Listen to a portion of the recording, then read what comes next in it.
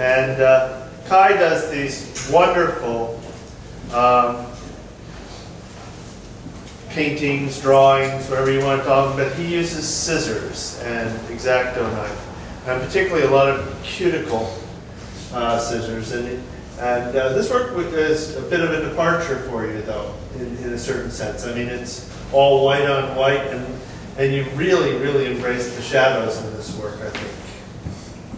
Yeah, it is what I'm doing, but I took this opportunity to be invited to the show to really strip my work of color. And usually I use all kinds of paper, newspaper, wrapping paper, watercolor paper, things I color after cutting, things I color before cutting. I love paper in any shape and form. And so what I did here was basically just reducing it to what I really love most about it, the paper and the cutting. So I still consider them kind of a drawing. There's no different for me. I just cut the line instead. And so it becomes a little bit more a sculptural work, where you actually, when you look at it, you can go in and out of the drawing. You can really even go behind it. And with the right light, it really gets a shadow. So it starts breathing, and it starts to be something else than just a line drawing. I will consider myself still a drawer, even so I draw with scissors and X-acto knives. But it's so exciting for me to really explore lines and shapes. I love lines and shapes, and I get lost in it. And what is really fun to hear tonight, especially from Maya and Erika, the mythology is still a big hobby of mine, and I love to read and explore and really find visions and images, and I always go back to it. So there's a big pool of knowledge and interesting themes that always pop up in my sketches and drawings and paper cuttings. So of course there are some mythological beginnings. You have Uranus and Gaia, heaven and earth, being basically creating the world as a Greek mythology, how the world began. And then you have other little things. There's a little Icarus reference to, you have Adam and Eve, and Aphrodite here riding a swan. There are many little references, but I don't, I just take a little idea I had when I saw or read something and want to put it into a new context, so people look at it differently. Like this is the only image I basically took from a vase and transformed it a little bit and made it a little bit more into a shadow play. Everything else is basically my own creation, what I use. These two are a Roman and a Greek image that I had over my desk for a long time, and I've always wanted to do something with this, and this was a great opportunity. So the fun part is really that you see just paper, nothing else, and you see the positive and negative, and that's basically what drives me, the positive negative aspect of it, that you can basically look at an image always in terms of their negative space. And we artists are all basically drawn or obsessed with that, what we do with our objects and where we place them, and the surrounding is as exciting or important as the object itself. So for me, that's basically, as a paper cutter, my main theme. So when I start drawing, it's almost like a little chess play. So if I do the first move and take away that piece, what comes next? So everything has to be connected. There are no loose ends, really. And so that's so fascinating. The further you go into the process, the less options you have. And it needs to be a readable story and a fun thing to do. And it's something that the onlooker shouldn't really see. You should see an image and be enchanted by it. And that's what I love about it. You know, so, Kai was at Eleanor Harwood's gallery yesterday, and her next show is going to be somebody who cuts paper also. And a similar, we were talking before, and a similar comment came up, not from me, but from somebody else, was that, boy, there's no room for error here, you can never make a mistake. And she said, no, she just fixes it, or she embraces it. And you were kind of saying the same thing. Yeah. You make mistakes all the time. Yeah. So things might fall off, or they still hang on, and it really doesn't matter. It's not as tight as you might think. You know, the process looks really, really controlled, but it's really not. And the more I work, the more loose I get with this. Actually, in the beginning, I have to say it was very much that I kind of only work when I can really focus on the process. And sometimes I have to say when I'm cutting and I feel I'm getting tired, I have to let it be. You know, it is what it is. But then other things, you see here that, you know, they can really draw me into this whole process. And like the turtle with the world, it's really something that got me so excited that I got really, really detailed. And I always try to stay away from the really, really detailed ones, because it's almost like a little obsession, and I want to be really much more, you know, loose and open about things. But it's really hard to control. Sometimes it comes through, and so I played with this a lot. It was for me a really playing journey with different images. I even put like a very literal Scherenschnitte image in it, where these old-fashioned paper cuttings come from. And just because it's so fun just to play with that in a positive, negative shape, and people recognize certain things, it was really a fun journey for me that I really One of the things cherished. One of the things that was very interesting for me in looking at these, because of course I've looked at them very closely and quite a lot, is that in some of them, particularly some of the more detailed drawings, you really only notice the object by the shadow.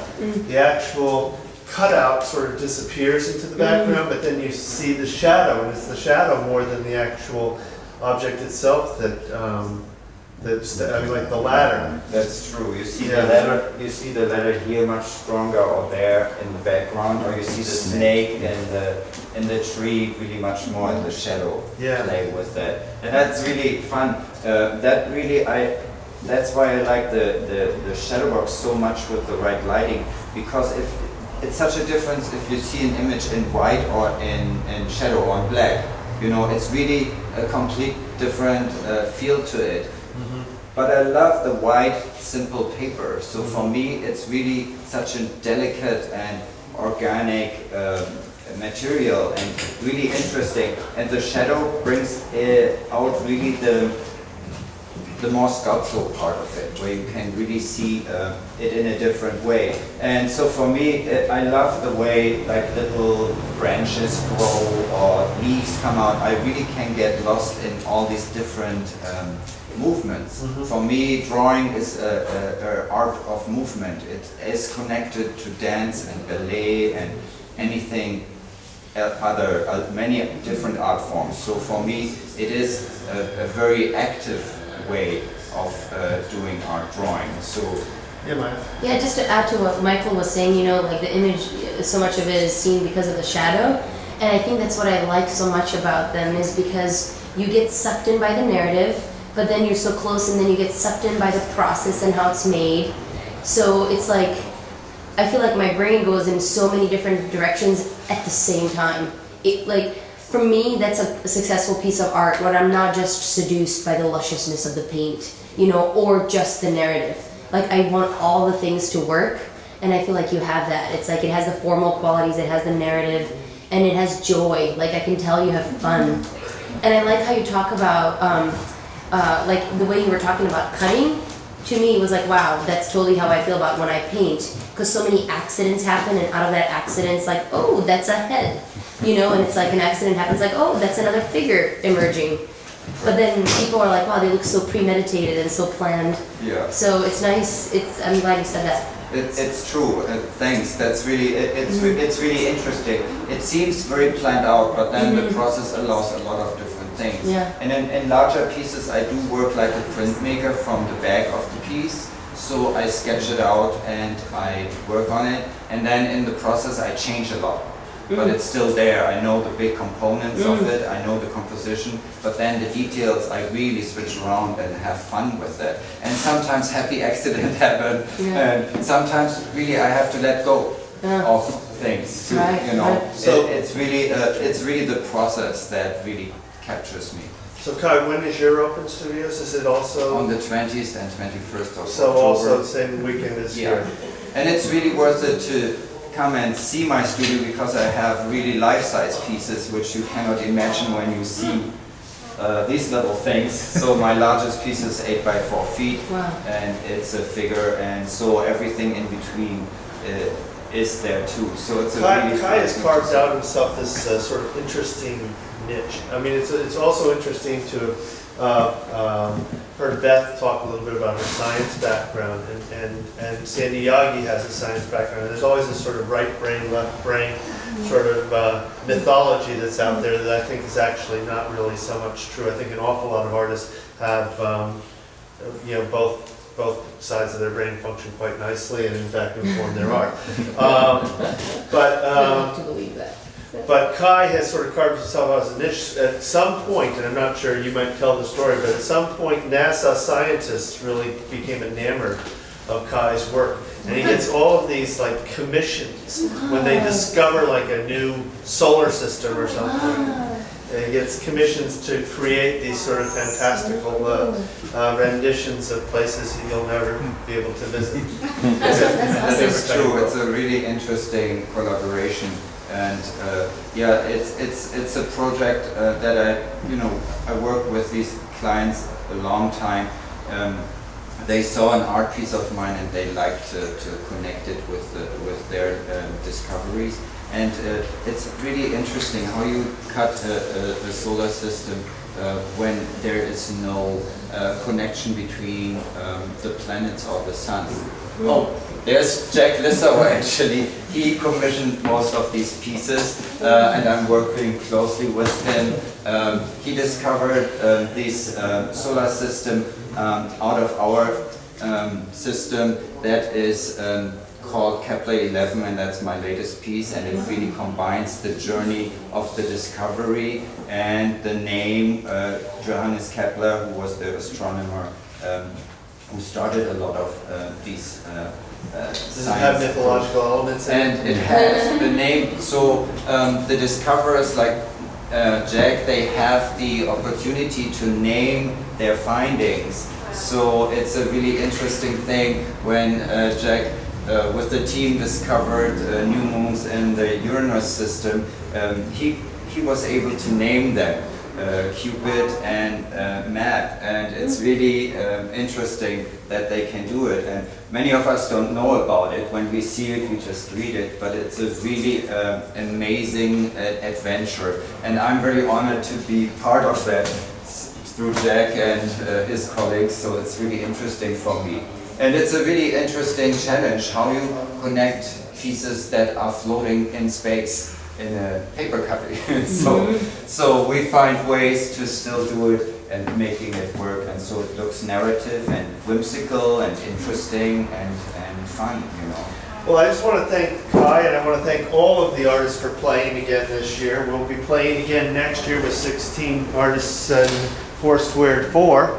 But it's been you know, a happy accident curatorial that this has been such a well-received format for doing things, and people that I never imagined would be wanting to play, and I've really enjoyed your work, Kai, and everybody's work. So thank you all so much.